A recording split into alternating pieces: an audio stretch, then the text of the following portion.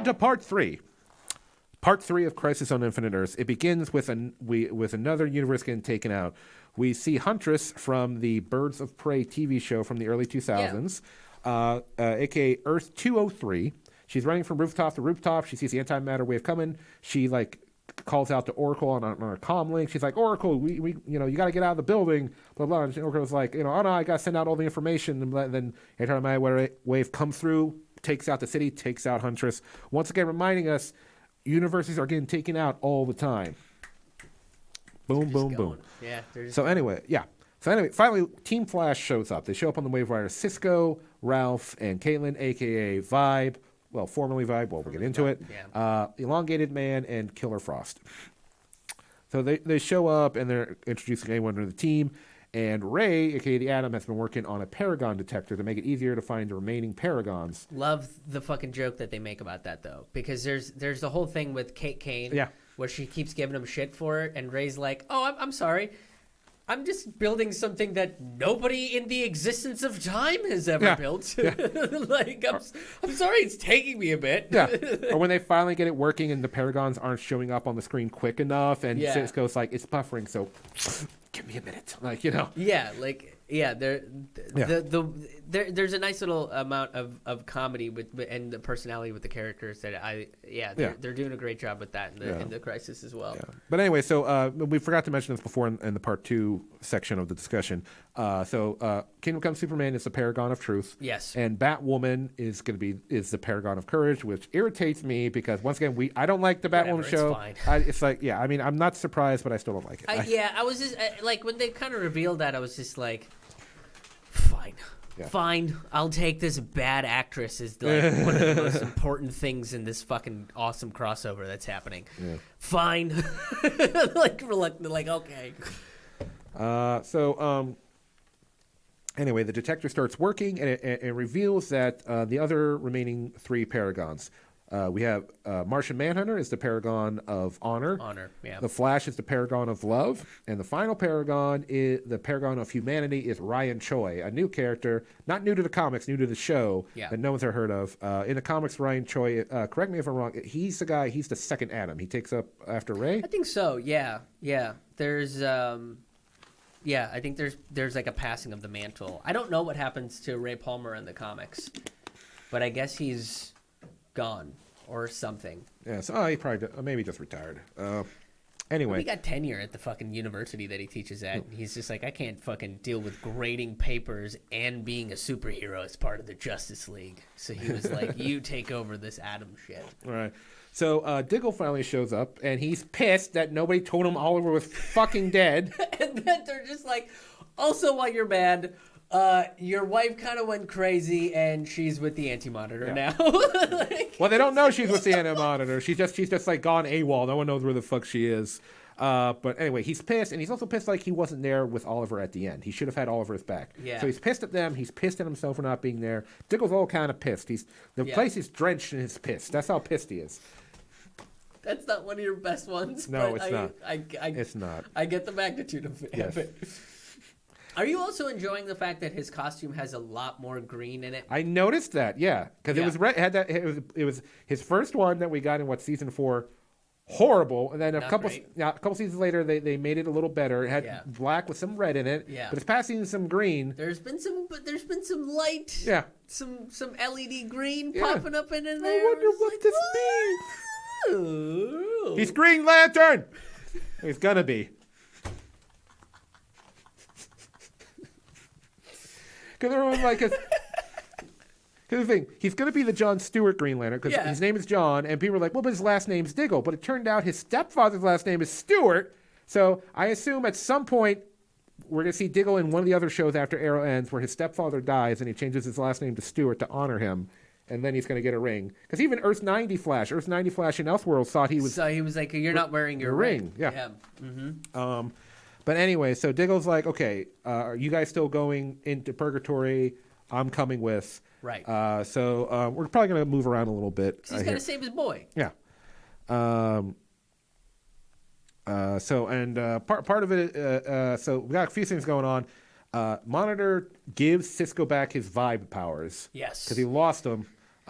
Cisco is against it. He doesn't want it, but the Monitor forces his powers on him, saying like, you have a role to play, and you need to be Vibe to play out your role, which I'm fine because I never really completely understood why Cisco didn't want his powers anymore.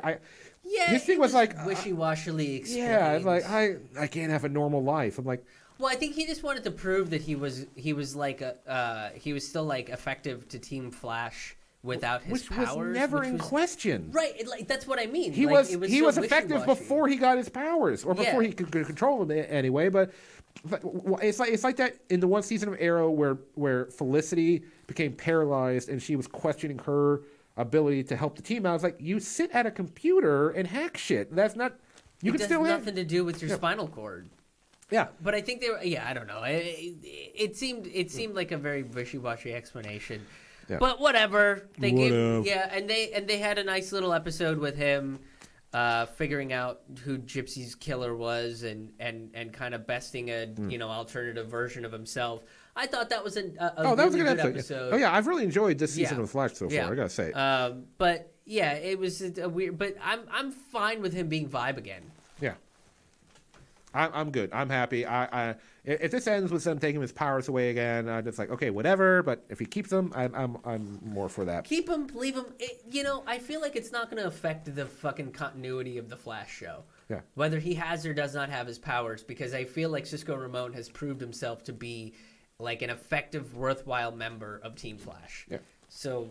Yeah. The only way him not having his powers helps the show is at this point with the Flash, because we have like 4 superhumans on the team. Yeah. There's maybe a 5th one because now we got that chick who can shoot the ultraviolet rays. Yeah. Mm-hmm. It's like you have so many people on your team. It's a little harder to me to believe that 4 or 5 superhumans cannot take out the big bad every season. You guys should just completely have them outnumbered at this point. Yeah. But so in that way it helps, but otherwise. Anyway, moving on. So Cisco is able to track the source of the antimatter wave, and it turns out the source of it is coming from Earth 1. Yeah. So they go to Earth 1, where they're early on Earth 1. So they go to the city. They find the excavation site where Nash Wells was working at, and Pariah shows up Because he's there to bear witness to a tragedy. Right. And they're like, "Can you get us inside this room?" And he's like, I don't have my memories. And Vibe's like, I vibe you. Vibes, he gets the combination lock, basically. I vibe you. I vibe you. Now I know you. I don't know where this is coming from. I vibe you. You vibe me. I vibe you. So they get the combination lock. They open up, and inside they find an antimatter cannon that's really shooting out the antimatter into the multiverse. Right. And they see this red blur on a treadmill, and Barry goes into Flash time. You can see it's the Flash of Earth 90 who we met, who is in Elseworlds. Yeah, so it was really good to see. I mean, John Wesley Shipp has been a part of the Flash since season 1. First, he was Henry Allen, the Flash's father. Then he became Jay Garrick, the Flash of whatever universe he's from. And then Barry Allen from Earth 90. Yeah, which is from his show, Yeah. because he was the Flash in the 1990 Flash series, which I do remember watching as a kid. I don't remember a whole lot about because it only had 1 season. Yeah, I don't. I mean, I think I might have gotten a VHS tape of it at some point, but because I do remember seeing it, but I don't remember much about it. But anyway, that we won't get too further down that rabbit hole until we get to that point. So Barry tries to get him off the treadmill, but there's a force field. Right. They figure that him running on the treadmill is powering the antimatter cannon. So if they can get him off the treadmill, they can stop the cannon. T-powered cannon, save the multiverse. So once again, Cisco obviously still needs his powers. Portals Earth 90 Barry off of it, and he's saying to him, but he's like, "No, you got to get me back on the treadmill."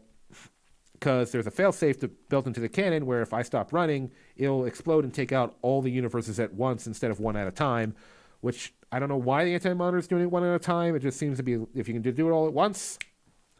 Maybe he's just egotistical and he's just like... Yeah, it just kind of seems like a vindictive move against the Monitor. Yeah. But if he's been trapped in that thing that Pariah released him from... Yeah.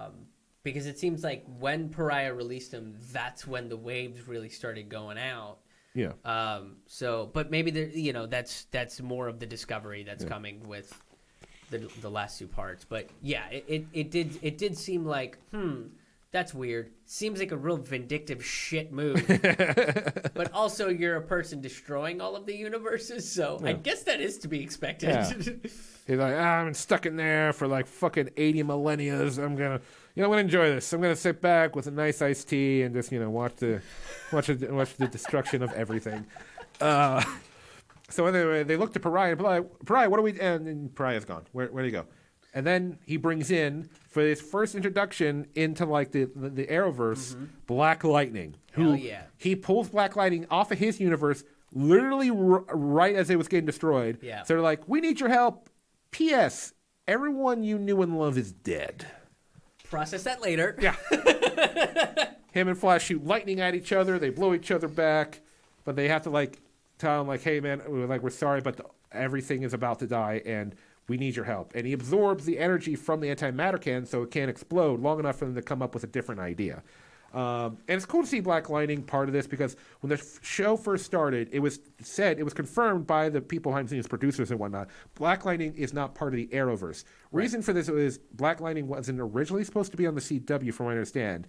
In fact, it's the only one of the CW superhero shows that isn't filmed in Canada. All the other shows are filmed really? yeah. All the other Okay. shows are like in like Toronto or around there. But Black Lightning is in where is it? Atlanta. I really need to. Yeah, Atlanta? I really need to watch that show because I need to catch up on it. I saw the first half of the first season. And I was really enjoying it. It's just honestly what the reason I stopped watching. I just couldn't keep up with it. And now I know it's all on Netflix, and so I'm probably gonna dig into that over the holiday season. Yeah. But yeah, it was really honestly like I was just like I'm just overwhelmed by the amount of. I know this is gonna sound crazy, but I'm overwhelmed by the amount of superhero shit that's coming out. There's so much. Boy, what a crazy statement that was, huh? So anyway, Barry and Barry figure out a plan. You see, it's funny, but it's just how it is. I know. Barry and Barry. Get the new Barry and Barry's Flash ice cream. Barry and Barry, Speedster Lost Team, fastest lawyers in the West. We'll settle the case before you even realize it. So they come up with an idea where, like, it's one of those things where, like, Nurse 90 Barry's giving advice that, like, sometimes you've got to reverse the picture in your mind, or he says something like that to see it more clearly. And like Barry's like, reverse. And then he's like, oh, if we run backwards on the treadmill, it will reverse the energy and take out the cannon before it explodes, and at the same time stop the antimatter wave. You know who I thought they were going to bring in at this point? Reverse Flash? Yes! You thought I thought they the were going to... negative speed force would have an opposite effect. Like, they could have done... I thought that's what they were going to go with. I thought they were going to bring in the notion of the negative speed force and having him run on the treadmill be the source of, like, it instead of pumping out negative energy using the positive speed force, it would flip the force and like spread regular matter, or like maybe restore the universe, or restore the universe because in that way. even if it does destroy Reverse Flash, and they've established why he never stays dead, the negative speed force keeps him out of time, so he can, even if he dies, he just comes back later. Right back in. And so it would have made more sense for him to do it. Right. But, so they come up with the idea like, okay, Barry realizes this is it. This is the moment in crisis where he has to sacrifice himself and save the multiverse, which is what happened in the original comic book story where the Flash had to like ran so fast he dissolved. Yeah. And everyone thought he was dead. Turns out later he just got absorbed into the Speed Force. So anyway, they're like, okay, let's do this. Killer Frost reverts back to Caitlin, so Barry, Caitlin, and Cisco can have a big hug, say goodbye. You know, I love you guys. You were the first people I saw when I became the Flash. Blah blah blah. The big moment, and then Earth 90 Barry says, I can't let you do this. And he puts his hand on his chest and absorbs his speed. And he's like, been doing this for 30 years, picked up a few nifty little tricks, you know. Which I was like, boo, oh, shit, dog. Like, oh, that was good. This is crazy. And Barry's another great twist. Yeah. And Barry, you're like, here's the thing.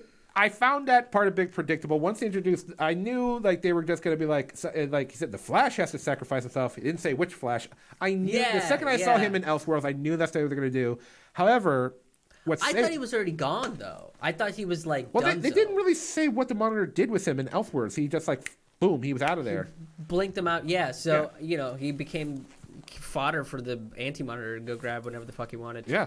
So he tells Cisco, portal me onto the treadmill, and Cisco's like, Barry's like, Cisco, don't do it, and he's like, please let me do this, let me save you all.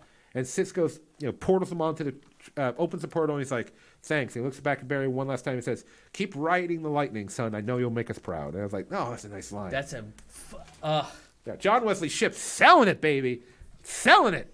Thank you, sir. That was fucking great. Yeah. He gets on the treadmill, and he's going hard, right? He's doing his flash run, and then Cisco portals everyone out of there.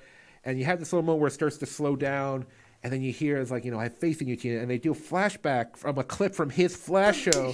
That was so cool. To him and Tina, which we find out later, in his history, him and Tina eventually got married and was his wife.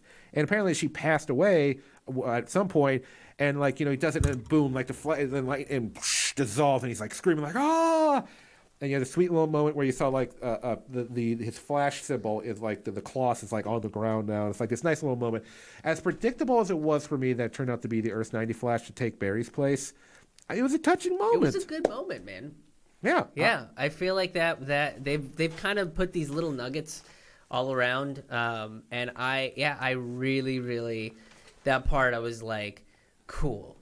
I'm okay with what just happened, because he's also like the paragon of love. So why would you get rid of the that's why I was a little confused. And when I saw him, I was just like, for me, it was just like it all kind of happened relatively fast, huh? Yeah. But when it did, I was just like, this makes sense. And I think I'm cool with it. And like the whole thing with Barry, which I think was explained later, of like why Barry was so hesitant on Earth 90 Barry going into the back into the antimatter canon, was because he like looks like his dad and one of his mentors. And I was like, I immediately figured that's the reason why he's having such a hard time with making that decision. So again, it's like well explained. All of the acting was really good in it. I was very connected with the characters, and even Earth 90 Barry. I was like, I don't know this. We don't really have a real strong connection with the character, but we have a very strong connection with this person's face. Yes, because in the history of the show, it has meant a lot. Yeah. So it was a very good moment. Oh, totally. Like I said, predictable, but John Wesley Shipp sold it. He went out like a hero. It was great. Yeah. So moving on, we're going to go back to the Green Arrow stuff real quick. Right. But first, we're going to have a little scene where Lois is on the bridge of the Wave Rider. She's talking to the Monitor. Turns out the Monitor, he has a touch where we get a little bit of humanity out of the Monitor. Yeah. He had a wife and kid. He had a world. It got wiped out. It's like a Doctor Who thing where his whole world got wiped out. And he's the last of his kind of thing. It was a nice. He could have been a lawyer. We don't know. He didn't go that deep. Because every trial he just busts out the Book of Destiny. Innocent. I'm like, okay. That's how he won his fucking cases. Every time everyone's like, we can't argue with it. He's got the book. He's got the book. He's got a book. He's killing it. Lawyers have books. But yeah. So we finally get a little bit of nugget out of this guy that seems like he's trying to save the multiverse. He's trying to do the right thing, but he seems very callous at times or apathetic. But then Kingdom Come Superman pops in out of a portal, slams his fist on the ground. He's like, I failed to save another Earth. Another Earth got wiped out. I failed to save it. Because at this point, we're down to 7 remaining Earths. They say that. We got 7 Earths left out of the infinite multiverse. And, and Lois is like, I'm sure you did what you could. And he's like, when I put on this S, it's like I made a promise that I would never give up, no matter what, right? And it's Brandon Ross having these nice Superman moments, nice classic Superman moments. Yeah. And then Lois asks him, why did you add the black to the S symbol? And he's like, it's to show that, hope cuts through the darkness, that even in the darkest times, hope will lift us up. Nice little Superman moments. Beautiful moment. Yeah, great. Beautiful Superman moment right there. Yeah. Yeah. Yeah. Once again, damn, he looks good in that fucking suit. I'm so sorry. I love that fucking suit. He looks great. Props to the costume designer. That thing looks great. They nailed the costume on that. Yeah. Yeah. So anyway, he goes back through a portal to save another universe, get back on it. Also we got going on is Kara wants to use the Book of Destiny to restore Earth 38. And Batwoman is like, fuck that noise. Yeah. Because they asked Lex Luthor, who was using it earlier, is it possible? He's like, kind of, but you would probably go mad if you tried to restore an entire planet. I mean, it's not even our entire planet. She would have to use it to restore an entire universe. Even for a Kryptonian, that's a tall order. But Kate hears this, and she's like, confronts Kara about it to stop her. And we see earlier that Kate stole some of the kryptonite from evil Batman, and she was ready to use it, but thankfully Kara stood down and decided not to do it. But then Kate goes to her later and be like, hey, I'm going to give this to you. It's a kryptonite. And she's like, what the fuck? And like, I took this from Bruce. And Kara's like, you keep it. I know now you have the courage not to use it. It's like, okay, that's a nice moment. It's nice. It's okay. It's because they're building up the relationship between these two because, you know, regularly it's Superman and Batman who are the world's finest, but it's going to be these two until Batwoman's show gets canceled. It's coming. It hasn't been announced, but come on, people. The ratings are low as fuck. Low and the ratings, the reviews. I think something needs to pop off with that character in order for it to like. Here's how you save it. Over Halloween, Jensen Ackles of Supernatural, who has a very large established fan base. Yes. Supernatural's coming to an end. They announced it that it's in its last season. People love Jensen Ackles. He's been a part of the CW now for years because of Supernatural. Right. Over Halloween, he released photos on his Instagram where he had somebody make him a custom Batman costume, and he looked fucking awesome in it. He does look awesome. You want to save Batwoman? You better save Batman. Bring in Jensen Ackles as Batman. The ratings will fucking skyrocket. He's also a very dreamy dish. Yes. He's a very attractive man. He's super handsome. Yeah. Out of the two Winchester boys, yeah, I got Dean. I'm gonna go with Dean. I gotta go Dean. Sorry, yeah. Sam, you still good looking man, but gotta go. Very kissable lips, that boy Jensen Ackles. Yes, good wholesome Texas boy. Yeah, very nice boy. You can also sing. He did like a song with. That's right. Yeah, he sings. He did. We're like the guy who plays. What's the one demon guy? I forget his name now. Crowley. Yeah, Crowley was doing drums while he was on the guitar singing. This video online is really cool. But we're shitting on Batwoman so much. But she should. But it's just it's not a. It's not a good show. There's fundamental problems with every aspect of that show, and I think they kind of ran on the fact that look, it's a Lady Batman kind of a thing. Yeah. And it's just like no, but you need more than just it being Lady Batman's fine. It's cool. Yeah. Everybody likes Batgirl in the comic books. Batwoman is great. She tells Batman to go fuck himself a whole bunch. I have no problem with any of that idea. I was actually excited for it because, we get so much Batman in media, cartoons, movies. Right. We're oversaturated with Batman. We're oversaturated with Batman, so I was kind of eager to see a different member of the Bat family get some spotlight. I thought that was really neat. I was excited for the show, and it just hasn't let me down. It's not well written, and I feel like Ruby Rose is just not holding up. She's not bringing it. She's just not, no. Couple of acting classes. And I feel like she'll nail it. Yeah. Get her a coach. Anyway, so let's move on to the Green Arrow part. Yeah, the Green Arrow part's the big part. Surprisingly, Constantine, Diggle, and Mia go to Earth 666. So fucking funny. Yeah, and who's there? Lucifer. From the show Lucifer. Which there were rumors that Tom Ellis was going to appear in it, and he did, and people lost their shit when he turned out he really was. They're like, it's the greatest part about Lucifer is this thing in Flash that he did. Because this is part 3 is the Flash episode. I forgot to say that earlier.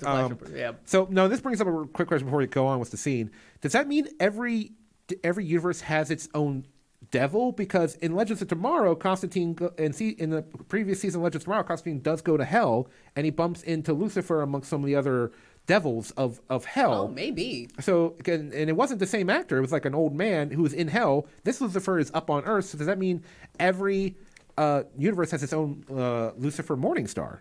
It could be. That's interesting. Yeah. That's a good, interesting concept. Yeah. I like that idea. Maybe that'll make that show better because I've heard that show is also not awesome. I don't know. It got canceled on Fox, but it's getting picked up by like Hulu or something. Yeah, it's like going to an online. I haven't thing, watched it. And I've seen bits and pieces of it. A lot of it is just like Lucifer trying to get laid by his nightclub in LA. Like that's a lot of the show, and he's like real whiny about stuff, like which is whatever. Yeah. So anyway, they get there. Lucifer tries to make a move on Mia by using his powers, where she reveals her deepest desire. Are you getting? That's the second fucking character that has like made a move on Mia. Yeah. That's weird, right? Like, cause she's kind of not totally an adult yet. Like, she's like 20 or something. She's like 20, 21, I think the character's supposed to be. Yeah. Yeah, get the fuck out of here, Yeah. you old creeps. Well, and they're totally trying to play. Well, they'll be like, like the thing that I get it, but it may at least make sense with Lucifer having some random ass Jonah Hex show up at the fuck out of nowhere. And another thing, like, did we just put Jonah in there to pad the runtime a bit? I felt like that's Which and then it's just like, let's just make him all creepy and weird, and everybody's just like hitting on Mia for no reason. Yeah. Can we just stop? Like, can we just treat her like she's like a part of the fucking like a series team that's trying to save the multiverse at this point? Like, instead of just being like, oh, you seem hot. It's like, yes, she's very attractive, but also she can break your jaw, so maybe show her a little bit of respect. Just maybe, I don't know. Okay, I'm with you. I thought that was a little weird. They overdo it. Like perfect man, whatever. So Constantine tells him what's going on, and Lucifer is surprisingly kind of okay. He's like, does that mean it's not going to affect him or whatever? I don't know. But so anyway, Lucifer gives him like this dark magic playing card that allows him to enter Purgatory. Right. And Purgatory for Oliver, because Purgatory is different for everybody, is Lian Yu, which they state again, even though the last episode of Arrow we saw was on Lian Yu, so they stated again that Lian Yu is Mandarin for Purgatory. Did you get it? Yeah. I watched that part and I was like, I know it's Mandarin for Lee. We've been saying this since season one of Arrow, 8 fucking get it. years, bro. Like, we got it. We've been back to the island a few times, okay? We know. All they had to do was say, so that Oliver's Purgatory is Lian Yu, and somebody to say, that makes sense, and that's all they had to say. That's it. They were like, to be reminded. And we had to remind it that apparently Mia knows some Mandarin, I guess. I don't know. Yeah, she's like, I paid attention to when my dad was talking, and it's like, that's nice. So I've been spending time with my daddy. It's like, yeah, it's great. We get it. I'm super fucking happy for you, but also like, tone it down a bit. Right, right. Like, so Constantine's like, we got to hurry up because the dark magic card is fading, and once it fades out, they're going to be stuck in Purgatory. Right. So they go and they're like, okay, Constantine's like, heads up, Oliver probably won't have his memories because he's in Purgatory. And then who shows up a second later? Oliver, he jumps out of nowhere and starts tackling him, and he's got Constantine in a headlock. And John's like, Oliver, don't do this, man. It's me. I'm sorry I wasn't there for you, brother. Don't. Diggle does that, right? Yeah, Diggle does that. And then Oliver snaps out of it pretty quick. He just snaps out of it. Which I was okay with. Yeah, him and Diggle have a hug. Seems like you're being rushed a little bit. Like the pacing was really bad in part 1. The pacing was better in part 2, but still rush moments. There are a couple rush moments in part 3, but not as bad as part 1. Yeah. So they're like, oh, okay, all right, let's get you out of there. Let's get you back in your body, blah, blah, blah. And then out of nowhere... This part was super fucking random. Yeah, Jim Corrigan shows up out of nowhere, says, I'm the Spectre. Oliver, you have to be the Spectre now. It just comes out of nowhere. Yeah. And so he doesn't really say that he's got to be the Spectre. He just says there's bigger things for you. Yeah, your destiny by awaits, staying blah, here. blah, blah. Right, but it's like, okay, so Oliver's going to be the fucking Spectre. Which was something that fans had been theorizing for months now, that's what was going to happen. Apparently, some people have found some context clues in promotions. So was Jim Corrigan in the Constantine show? I don't... No, you know what? I looked up the actor who played him in this episode. So unless the character was played by somebody different before, the actor who plays him in this episode has never been in any of the other Arrowverse shows. But so he just comes out of nowhere. Where did and you're just I'm Jim Corrigan. Right. Hello. Like, it would... I should say this before someone puts it in the comments. He was in several episodes of Smallville, but as a completely different character, the actor. So the actor has never played this character before, as far as I could tell. So yeah, he just pops out. If you're a DC Comics fan and you're from the comics, you know about the Spectre. So this is not like right. But if you're someone who just knows these characters through these TV shows, you have no idea who the fuck this guy is. What's he doing in Purgatory? Oliver's Purgatory. Why is his eyes glowing green? What does he mean by when he said I'm a Spectre? You know, he didn't say the Spectre. He said I'm a Spectre. So it's just like. I feel like they could have had some time introducing the concept of some of these ethereal beings. Yeah. Right? Like, you have the Monitor, the Anti-Monitor, and now you have the Spectre. Yeah. You could have taken some time in the lead up to it with the Monitor kind of talking about some of these things, like, oh, these forces, blah, blah, blah. But you did, like, it just happened so fucking randomly. Yeah. And again, I get it. There's 2 more parts coming. Maybe there'll be an explanation of how the Spectre arrived and what the whole connection is. But, like, when he just showed up, he was just like, okay, bye, guys. I'm going to hang out with Oliver now. By the way, I'm also the Spectre. It's cool. Don't even worry about what that means. Like, it just happened so fucking randomly and weird. I was just like, did I miss something? Like, I'm pretty sure I kept up with this season, but like, I felt like I was just like, what am I not in on? I know. And it also makes this whole starting from part 2, this whole like them finding the pit, going to purgatory. It feels just like extra fat on the meat. You know what I mean? Like, yeah. I feel like if a lot of it feels like a waste of time point where maybe they should have just done where Constantine, before they were going to go into purgatory, Constantine can sense things in purgatory. It's like Oliver's not there, and they're like, "What do you mean Oliver's not there?"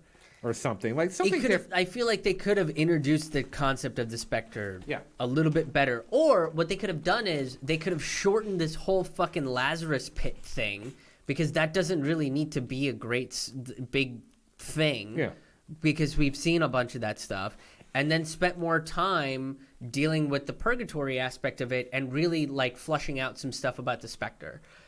What it would have been a good idea to introduce the concept of the Spectre was that in this current season of Arrow, they had an episode where Oliver is not trusting the Monitor anymore. He needs to find out information, and he figures the only place that's ancient enough that might have information is Nanda Parbat. That's right. Yeah, there's another fucking place you could have introduced the Spectre. They could have found or at least information about the Monitor, Anti-Monitor, this great evil from ancient times was rivaled by a spirit of green or something. They put that in something, some old scroll, like a picture on a wall, something like that. Or that or he has to go to Jim Corrigan. Yeah.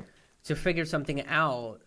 There could have been a million different ways. Yeah, it was just irritating to bring in this thing. Yeah, it just like I just looked at that and I was just like, I feel like I missed something. Right? Is this? That's why I looked it up. I was like, wait, is this guy appear? That's why I looked up the actor and his his acting resume of like, has he been in one of the Arrowverse shows? I was like, no. Not as Jim Corrigan. He's just fucking. Yeah. He just appeared. Yeah, like I said, the closest thing was he was in Smallville as some other character. I don't remember him, but anyway. So don't be lazy about your crossovers, guys. Yeah. Just do a better job of focusing on big picture shit. So anyway, everyone reassembles on the Wave Rider. Barry shows up. He gives Iris a big hug because he's not gonna die now. Yeah. They come back. Mia's like, Oliver wouldn't come back. Blah blah blah blah. Something's going on. Yeah. Then everyone's back on the ship, and they've done it. They stopped the antimatter wave. Unfortunately, Earth 1 was the only Earth to survive, but at least they have some kind of home. Everyone's back on the Wave Rider, and then Harbinger, Lila shows back up. Boing, and Diggle's just so happy to see her. And she was like, I'm sorry I didn't tell you guys where I was going. I was doing reconnaissance on Earth 1. And Barry's like, well, where on Earth 1 were you doing reconnaissance at? And she's like, I can't remember. And then everyone starts looking at her like, wait a second. And then, boom, she's possessed by the Anti-Monitor. Her eyes go white. Kingdom Come Superman goes to, knock her out. And she just bats him away, sends him flying. And, everyone's like, and she's like, and she restarts the antimatter wave somehow. With her own powers. Oh yeah, which again is just like, so what was the point of the fucking Flash sacrificing himself earlier in the episode, or him running on the? It just seemed like is he draining Harbinger's powers to create it or something? I don't know.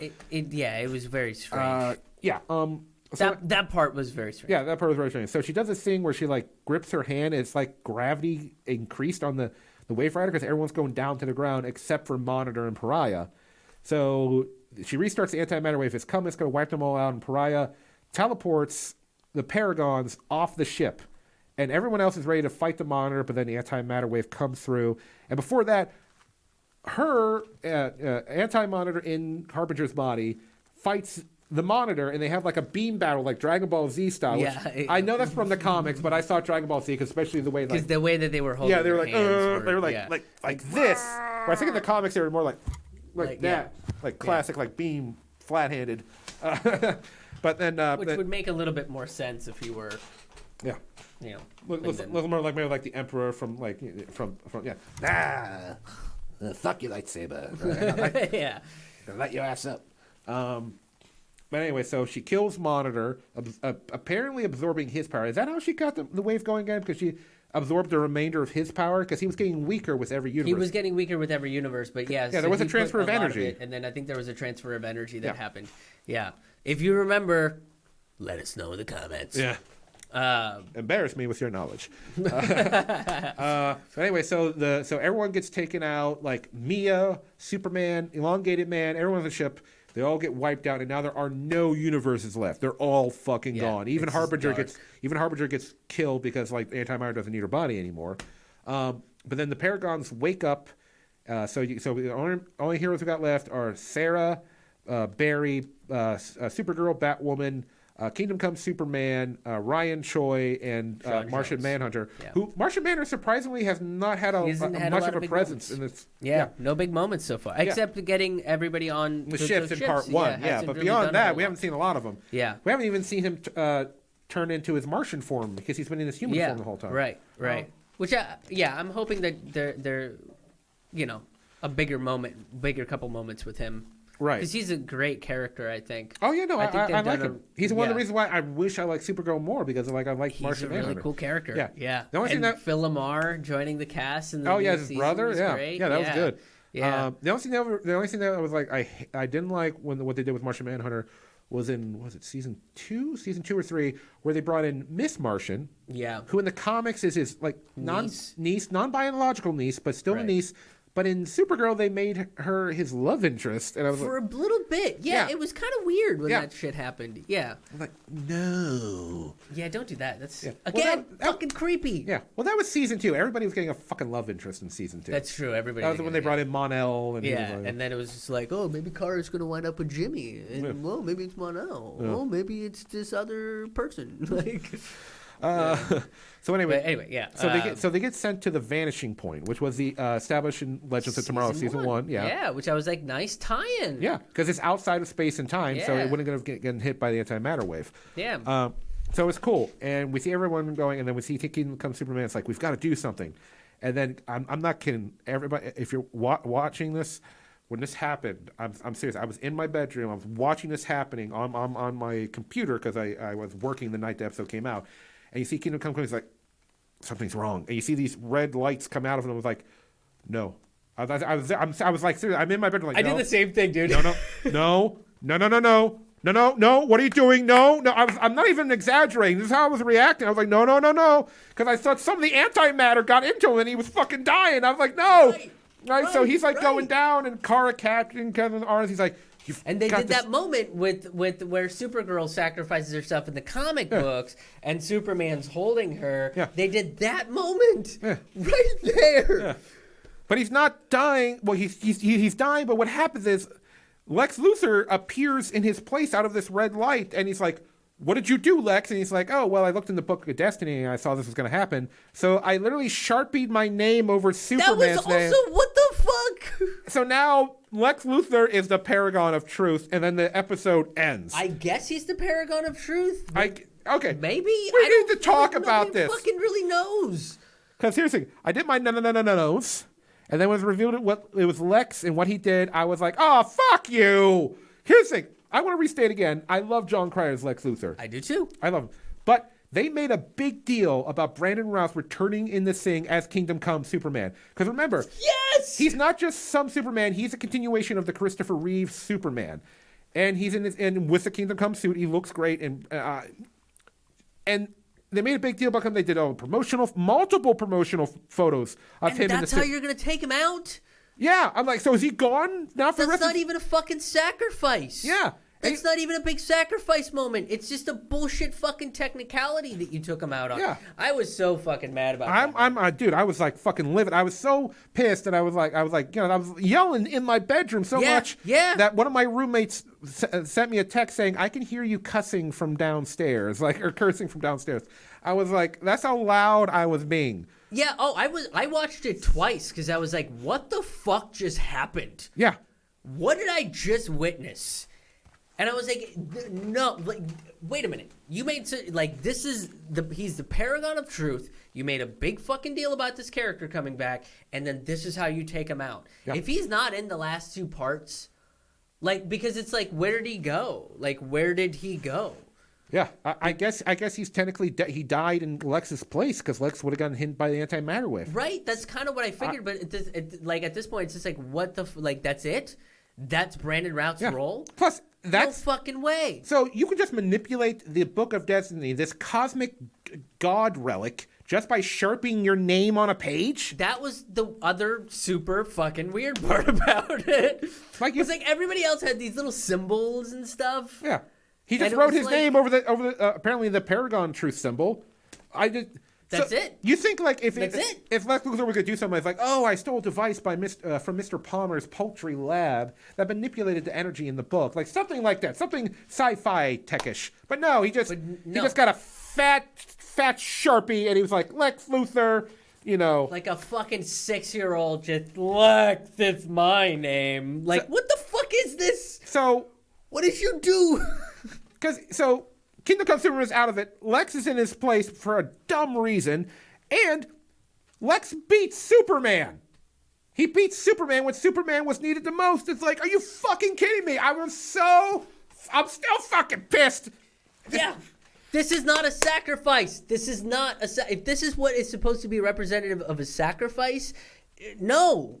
And that's not what this is. Oh my god. I watched that and I was like, this is some real dumb shit right here. This is some real dumb shit. Yeah, oh my god, because Very upset about because I mean he had because what did they really do with him? What did they had nothing. That's the whole problem. He had the nice little fight with Earth 38 Superman. He had that nice little like line about like, you know, fighting to the end and all that stuff with Lois. But beyond that, what major role did he really play in the crossover? They didn't fucking do anything with him. They didn't do any. That's why I was so mad about it. Because I was like, this is such a huge deal that Kingdom Come Superman is a part of this. Yeah. And they just didn't do a goddamn thing with it. It feels disrespectful to Richard Donner, the director of the original movies. On top of it, it feels disrespectful to Christopher Reeves because remember, this is a And to continuation the of fans for giving them like this really iconic Superman that was a big deal in the comic books. Like all of it just felt like you were just taking a big dump on everybody. I felt like it's the same thing I felt like with, you know, the end of part one. They wanted this big shocking twist. You know, with what it was, the thing with Oliver is like, okay, whatever, but because we know he's coming back. It's a bit of a twist that he's getting killed now, but will it be like, I guess you're thinking like, oh, how are they going to bring him back? How are they gonna bring him back? What role? Right, with right, this, it's like the multiverse is gone. The vanishing point is all that's left. It's indicated that part 4 and 5 will take place at the dawn of time because that's what happened in the comics. But that means how would they, unless they use magic to bring Kingdom Come Superman back or something, because I've seen some like set photos of the remaining parts. It doesn't look like he's going to be in part 4 and 5. Real dumb. I was very upset about it. It's and if insane. they don't, he's not like making if he's not going to be in it at all, then why? Like why did you do that? When part 4 and 5 come out, obviously I'll review it like we've reviewed these 3 parts. Chris, I don't know if you're going to be in town at that moment. We'll figure that out later. Convene and figure it out. Yeah, we'll convene and figure it out. But if we review that, that's going to definitely be one of my like top 5 most disappointing moments from this fucking crossover. Yeah. Oh, for sure. Yeah. That moment. Yeah. Because it's like once again. Because his last lines were also just fix it. Yeah. You have to fix it. Fix it. Yeah. Fix it. And then he becomes like, and it was just like, that's the way this dude's gonna go out. That's how you guys fucking wrote that. Like, what the fuck? I know. Like once again, John Cryer, love him as Lex Luthor. I'm happy he's part of the crossover, but this is just no. Yeah. No, this is just It's like a big, because big hard no on it's that. wrong for so many reasons. Yeah. And I know it sounds like dumb or cliche, but it's just it's like we just stated several reasons that just make this such a fucking.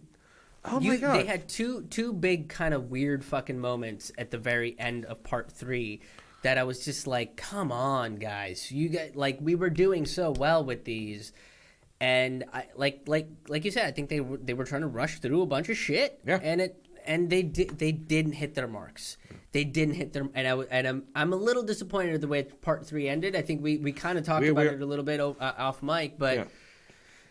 I was so excited about this thing too, and I'm like, fucking 4 and 5 better nail it. There's a lot of pressure on 4 and 5, which as far as I know, they've already filmed. So it's not one of those things where they can like if they redo and like I don't know how the rest of the fan base is feeling about this. I haven't looked into it. I assume a lot of people are probably pissed about it because I know some people didn't like the Smallville thing. So I can only assume those same kind of people are going to hate this thing. Yeah. If I start to hear the next week, it's like like CW doing reshoots for Crisis on Infinite Earths. I won't be surprised. Wouldn't be surprised. Yeah, like someone's gonna get on the phone. Get Brandon, get him back in that fucking suit. Put some of that gray in his hair. Have him like fucking kick the monitor through a black hole or something. Get something going in there. Make it make sense. Write a fucking script. Oh my god. Yeah, it's just. Wow, part 4 and 5, you got some making up to do. Yeah, there is some big shoes to fill on that, baby. Oh my god. So anyway, anything else we got to say about part 3? No, I feel like part 3 because like up till the last maybe 10 minutes was really really good. Yeah. And I feel like I would have given it a solid 8 out of 10 as an episode. If the last 10 minutes weren't what they were, and I'm giving it like a 6 because of that. I would say I would give it a 6 out of 10. But the second part was really good. The first part, like we talked, was a little rushed. Yeah. Overall, so far, 7 out of 10 for Crisis so far. I can bring up the averages if you want with part 4 and 5. I like how you were describing how you feel about the parts because your favorite is part 2, which is where they introduce Kingdom Come Superman, and now your least favorite part is the part where they take him. But they fucking killed him for no reason.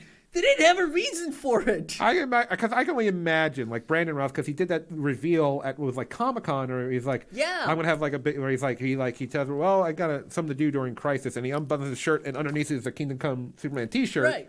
Then you got the promotional photos that we're talking about. I can only imagine him reading this because he said in an interview like, this is I never really got to say goodbye to that character, and this is my chance. So this is a trash way to make him say goodbye to that character. You can only imagine him reading the script, and it's like, and then you're gone. It's like, oh man, like fuck. Really? Yeah, like what the fuck? Because I've heard his character Ray Palmer, the Atom, is leaving Legends of Tomorrow in the next season. Right. So, man. So what are they gonna do with that character? Just have him vanish into thin air again? Like what the fuck? He's probably gonna retire with what's her name, the former witch lady, because they got that relationship going.